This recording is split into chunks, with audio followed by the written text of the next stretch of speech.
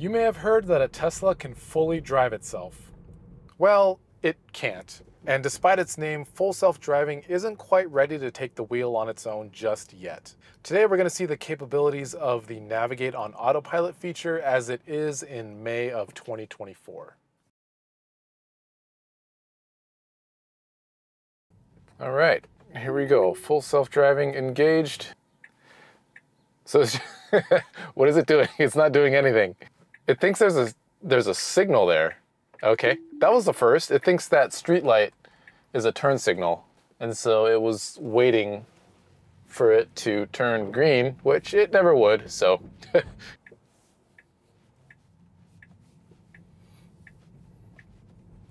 Yeah, see, the turns are so slow, but when it accelerates from a stop sign going straight, it accelerates so fast. So I wish they'd find a happy medium where, it feels a little more natural in those situations. On surface streets, it feels like someone who has had their license for maybe about a year or less than a year. It feels extra cautious and not quite natural. I mean, better being cautious than running things over, for sure. Okay, let's see what happens with this cyclist. It sees them. Okay, good.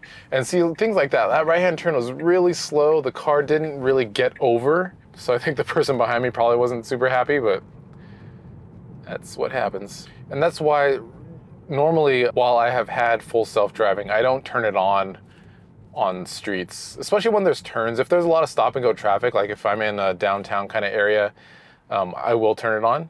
But when there are turns, it's just better for me to drive. And then see, I don't know if you can tell. So if you can, while this video is going on, I'll try to mention it too. If you don't know, this line kind of tells you how hard you're accelerating, and then it'll tell you how much regen. From a stop going straight, you might be able to see how quickly it's accelerating. And I don't know why it does that. Unless maybe I just drive too grandma-like. I try to have smooth acceleration. I mean, I don't know, it's just better for your passengers, better for your tires, better range. What is it doing? Okay, it was. Oh. Okay, the car was actually going to be nice. It was going to let that van in. I guess I was not as nice.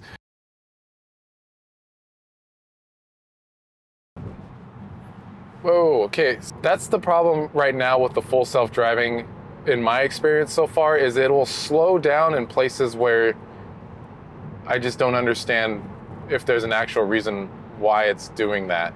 And that can be kind of dangerous, especially if people are tailgating you, which of course they shouldn't, but people do. And so if you can see this, how close this Subaru is to that Chevy, that's not too uncommon around this area. So when this car brakes out of nowhere, I'm worried that, a driver like that is going to slam into the back of my car. So if you drive like that, don't do that. Now, most of the time when a car is coming up, the car slows down really naturally. It feels way better than it did in the past. It does brake more naturally most of the time. Okay, hard stop coming up. See how it does? Very nice. Yeah, that braking felt very natural. It does have those like random slowdowns. They need to fully eliminate that. And then highway driving on autopilot, I think, will be just as good as human driving. How autopilot chooses its lanes sometimes is a little bit weird. So that was a weird one. It started to signal as this car was next to me, and then it decided to not switch lanes, and now it's going to try again.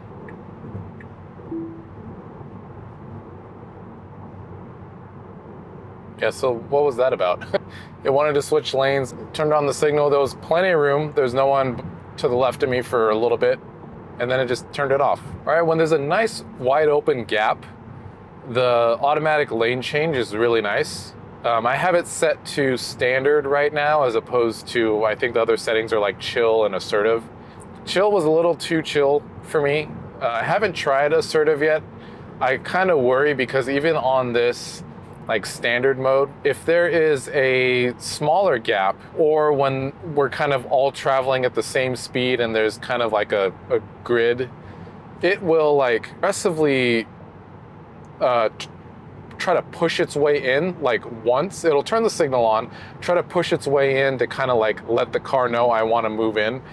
At least here in Southern California, most people are kind of jerks and don't want to let you in. So sometimes it'll like straddle the lane, sometimes it'll give up, and sometimes it'll maintain its lane and slow way down to try to wait for the next gap. And a lot of times that next gap doesn't come for quite a while. Meanwhile, you're backing up traffic behind you. So yeah, my experience with that has not been great, but when it's not too gridlocked like right now, it's actually really good. And when it's stuff like this, when it's just going straight, everyone's going about the same speed, the autopilot, whether it's regular autopilot or the full self-driving, does great. Currently, if you want to buy the full self-driving package outright, it'll cost you $8,000. And if you want to do it monthly, it's $99 a month. Now, I think we can think of this in two ways. One is as the consumer, how much value does this bring to me? And for myself, this full self-driving package brings pretty little value. With the regular autopilot, for me, that's enough. I really want it for stop and go traffic, and then when I do road trips on really long stretches that are super boring, things like that. And so having the Navigate on Autopilot, it's nice. It's not $8,000 nice. Having auto park is nice. Again, not worth $8,000. I have tried Summon a couple times. Could be super useful if you park in a place where it's really hard to get out on a regular basis, but it's been pretty useless for me. So I would not pay $8,000 for full self-driving. I might pay $100 if there is a month where I'm driving a lot, but on a regular basis, no. So for me, my personal thing, I would pay $1,000 to have this outright, and maybe like $20 a month if I wanted to go the monthly route and do it month after month. Now, if we think about it from Tesla's standpoint, you know, they've been working on this for years. You know, how many countless human hours have been gone into the programming of this and all that kind of stuff. So sure, from their end, I'm sure it's worth $8,000, and it's probably worth even more. As a consumer, no, it's not worth it. And you know, at its peak, I remember, I think it was $15,000 at its peak. There's no way. Only if you could actually use this as a robo-taxi and make money from your car, I think that would be the only scenario where it would be worth $15,000. And even then, you would have to do the math on, you know, how much money would you be making and all that kind of stuff, what your return would be. But yeah, as it stands now, personally, I would not pay $8,000 for this full self-driving package. Really interested to hear what other people think about the pricing of this, especially if you have the full self-driving package. Does it bring that much value to you? And if you don't have it and you're thinking about it, you know, would you pay that much money where it's currently at, or what would be a reasonable price in your mind? Hey, a BMW actually let me in. Wow, what's the special occasion, guys?